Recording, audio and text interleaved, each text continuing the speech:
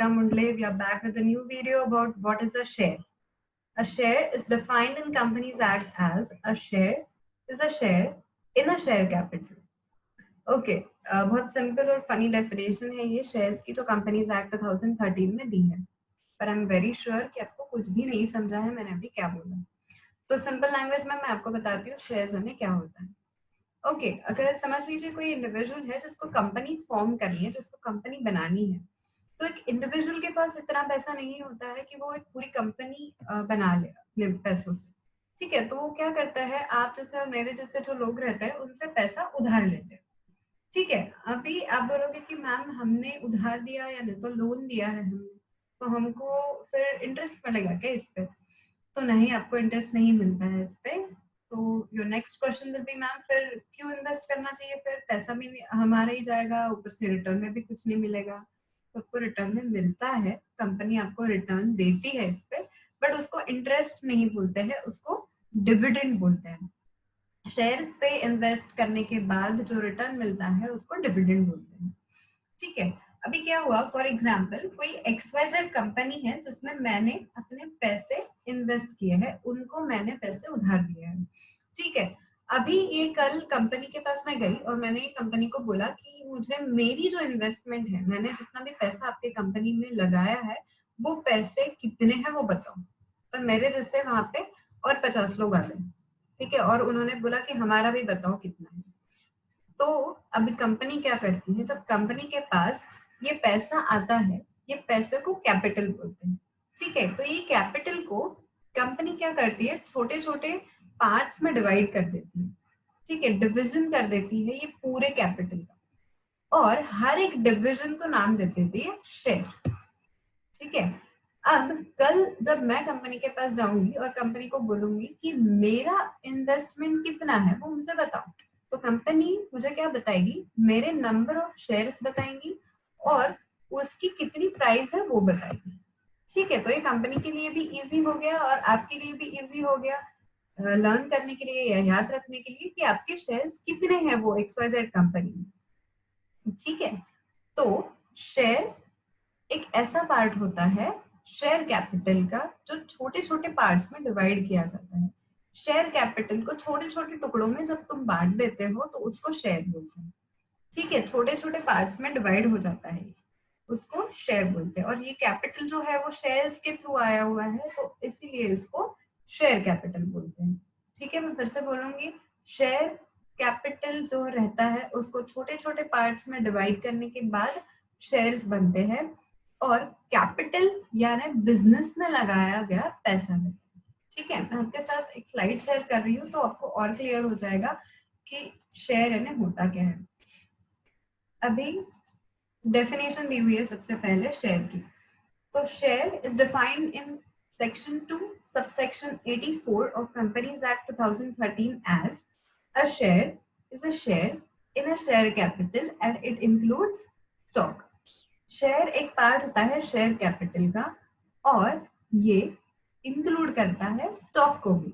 Stock यानी investment रहता है एक टाइप का। ठीक है, अब next is what is a share. Share is a division of share capital into small parts. ठीक है, ये मैंने पहले ही आपको बताया है। Each share has a face value.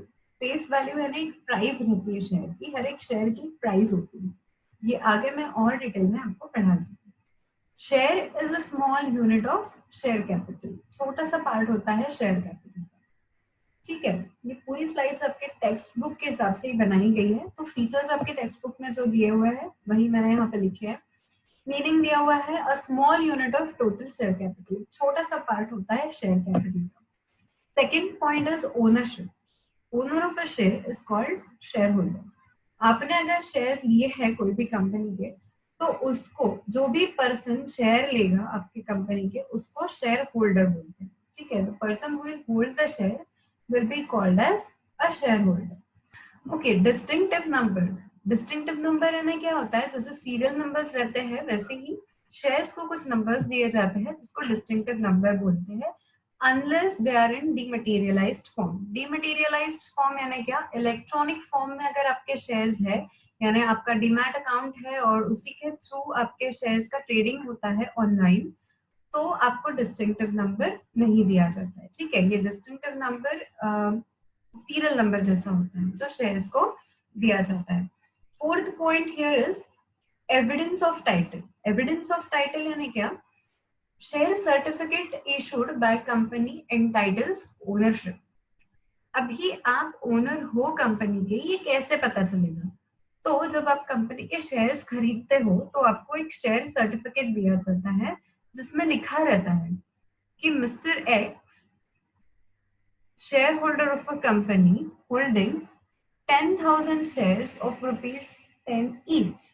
यानी आपका नाम वो शेयर सर्टिफिकेट में लिखा रहता है, ठीक है, और उस पे कंपनी की सिग्नेचर भी रहती है।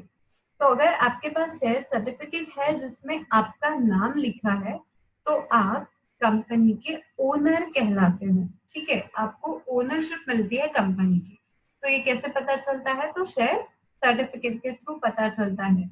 शेयर सर्टिफिकेट आपको मिलता है जब आपके कंपनी के शेयर्स आप परचेज करते हो, तो कंपनी आपको शेयर सर्टिफिकेट देती है जिससे एविडेंस यानी प्रूफ होता है आपके पास कंपनी के शेयर्स हैं और आप वो कंपनी के शेयर होल्डर हो। Okay, fifth point is value of share. Value of share यानी क्या?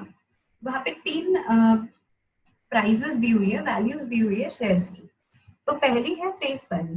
फेस वैल्यू यानी ऐसी वैल्यू रहती है जो शेयर सर्टिफिकेट में लिखी रहती है। जैसे मैंने आपको बोला अभी कि शेयर सर्टिफिकेट में लिखा था कि mister x shareholder of this company holding 10,000 shares of ₹10 each। तो ये ₹10 each जो शेयर सर्टिफिकेट में लिखा है उसको फेस वैल्यू बोलते हैं।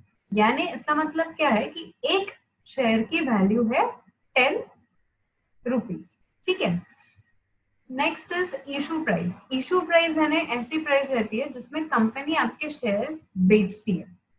ठीक है, कंपनी बोली है कि we are selling our shares at ₹100 each, तो 100 will be issue price.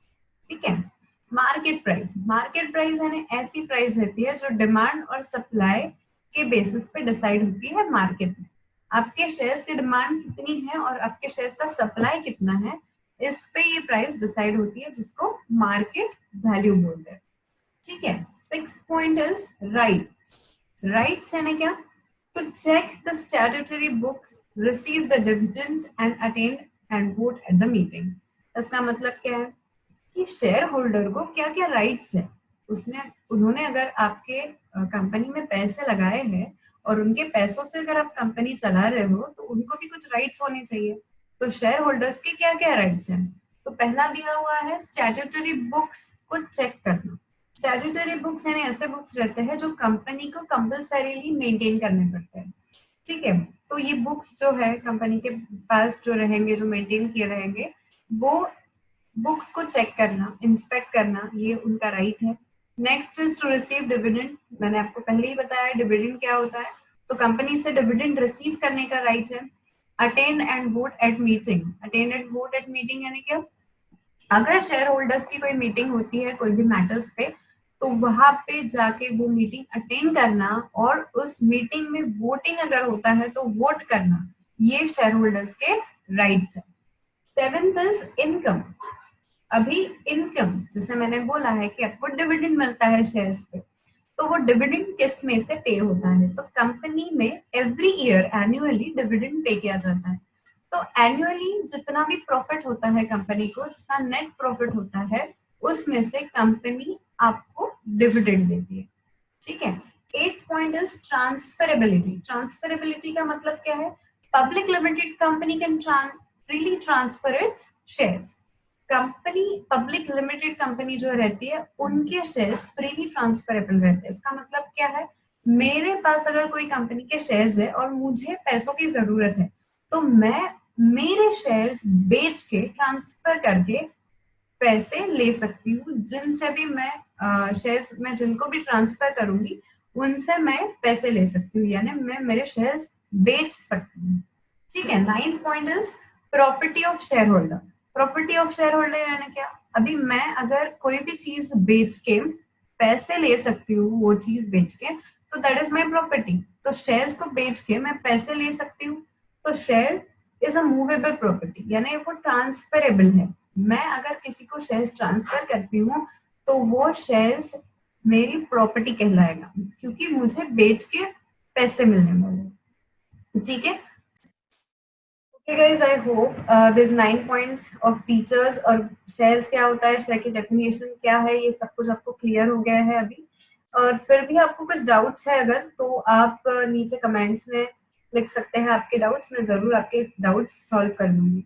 Okay, please like share and subscribe this video. We are upcoming with many videos.